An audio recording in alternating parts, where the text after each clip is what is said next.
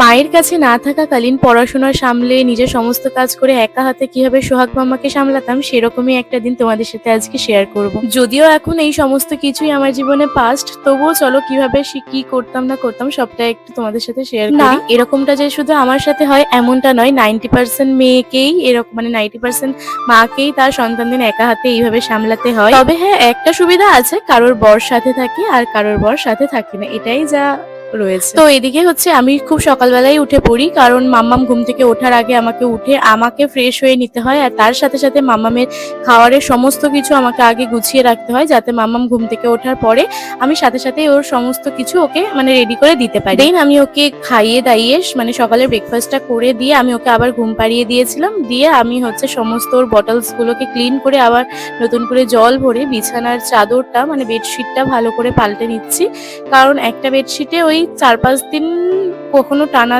রাখি, কখনো রাখি না, এরকম হয়। তো তোমরা তো দেখতেই পাচ্ছ মাম্মাম কিন্তু বেডের উপরেই ঘুমোচ্ছে। আমি ওকে ঘুম পাড়িয়ে দিয়েই সমস্ত কাজটা মানে সারতে চাই, কারণ মাম্মা জেগে থাকলে ও কখন চেয়ারের ওপর উঠে যাচ্ছে, কখন বেডের থেকে লাফ দিতে যাচ্ছে, এই সমস্ত কিছু করতে করতে আমার আর কোনো কাজ সারা হয় না। সেই কারণে মাম্মামকে ঘুম পাড়িয়ে রেখে আমি বেডশিটটা চেঞ্জ করে নিই, আর তার মাঝে একটু ডিহাইড্রেট থাকার জন্য একটু জল খেয়ে নিই বেশি করে, কারণ সবসময় তো জল খাওয়ার কথা মনেই থাকে না এক প্রকার।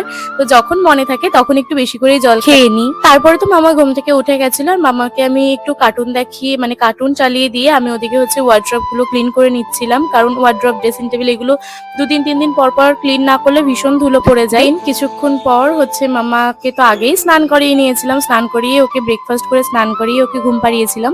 তারপরে ঘুম থেকে ওঠার পর মামাকে আমি কোলে করে নিয়ে মামার এই খাবারগুলো মানে দুপুরে আর রাতে যে খাবারগুলো খাবে সেগুলোই রেডি করছিলাম। সেই সময় আর কোনো ক্লিপস নেওয়া হয়নি, কারণ এতটা পসিবল হচ্ছিল না। তো মাম্মার জন্য আমি বানিয়েছিলাম কাতলা মাছ আর চিংড়ি দিয়ে লাউ, পেঁপে, তারপরে মিষ্টি আলু এগুলো দিয়ে একটু পাতলা করে ঝোল বানিয়েছিলাম, যেহেতু ভীষণ গরম পড়েছিল সেই সময়টা। তাই একটু ওকে মানে পেটটা ঠান্ডা থাকার জন্য লাউ, পেঁপে এগুলো খাওয়াই। তো প্রথমে ভাতটাকে তো ভীষণ ভালো করে চটকে নেব, নিয়ে তারপর সমস্ত কিছু দিয়ে মাখিয়ে মামাকে খাওয়াবো। আর মামা চিংড়ি মাছটা খেতে বেশ ভালোই বাসে, সেই কারণে মামাকে মানে মাছের ঝোলে মাঝে মধ্যে 2-1টা করে চিংড়ি দিয়ে দিই, 2-1টা না একটু বেশিই দিই। ও যে কটা খেতে পছন্দ করে ও খায়, তারপরে যা থাকে ওর পাপাকে বা আমি এরকম ভাবে খেয়ে নিই।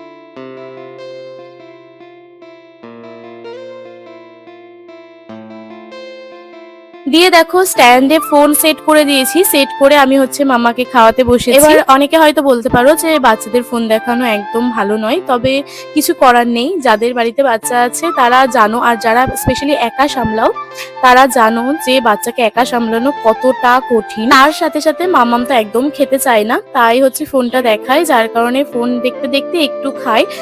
তো বড় হলে হয়তো এগুলো অবশ্যই ঠিক হয়ে যাবে, সেইগুলো নিয়ে আমি একদম অতটা টেনশন করি না। তাই আমি ওকে দিয়ে আমি অন্য কোনো কথা ভাবি না যে ফোন দিলে খারাপ হয়ে যাবে বা একটা বাজে হ্যাবিট হয়ে যাবে।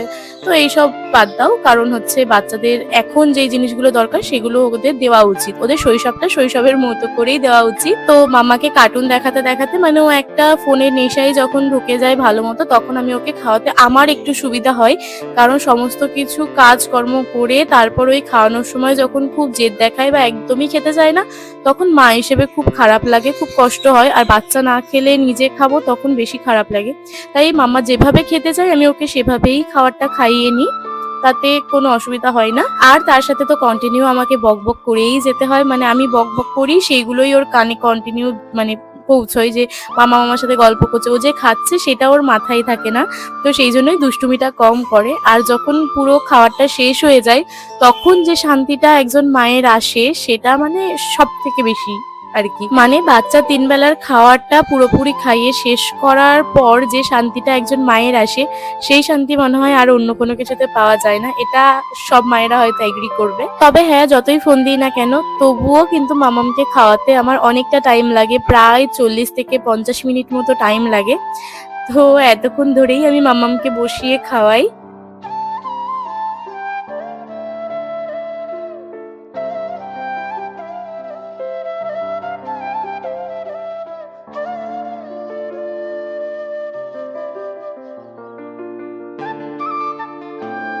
আমি মামাকে এখন খাওয়াচ্ছি, মানে হাই লেভেলের ধৈর্য নিয়ে বসেছি।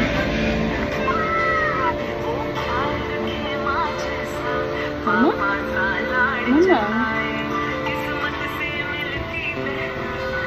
মাম্মা, মাম্মা, ঘোষ দেখছো? ঘোষ ঘোষ, দিয়া দিয়া, ওই যে দিয়ার মতো, দিয়ার মতো, দিয়ার মতো করছে।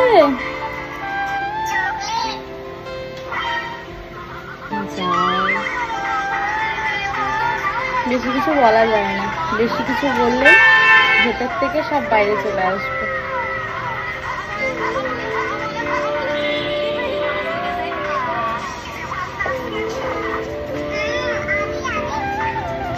দিয়ে আমি হচ্ছে দুপুরবেলা মামাকে খাওয়া দাওয়া করিয়ে আবার দুপুরবেলায় ঘুম পাড়িয়ে দিয়েছিলাম। দেখো ঘুম পাড়াতেও বেশ টাইম লাগে, কারণ খুব সহজে ঘুমোতে চায় না মাম্মা।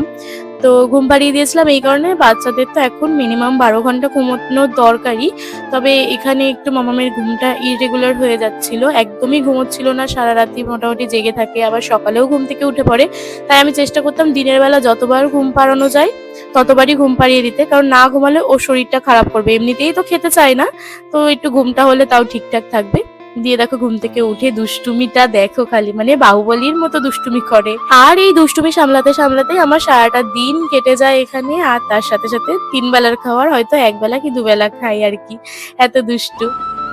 তো চলো, তোমরা যারা যারা জিজ্ঞেস করেছিলে কিভাবে সারাদিনটা কাটাই, এইভাবেই হচ্ছে মাকে ছাড়া সোহাগকে সামলিয়ে সারাদিন কাটাই। মায়ের বিকল্প কোনো কিছুতেই হয় না, তবে হ্যাঁ বরের জন্য কোনো কাজ করতে না হলেও আমার মনে হয় নিজের সন্তানের সমস্ত দায়িত্ব নিজেকেই পালন করা উচিত, অন্যের ওপর ভরসা করা উচিত না। তবে হ্যাঁ আমার এটাও মনে হয় যে বাইরে সমস্ত কাজকর্ম করা যতটা সহজ, একটা বাচ্চা মানুষ করা ততটা সহজ নয়।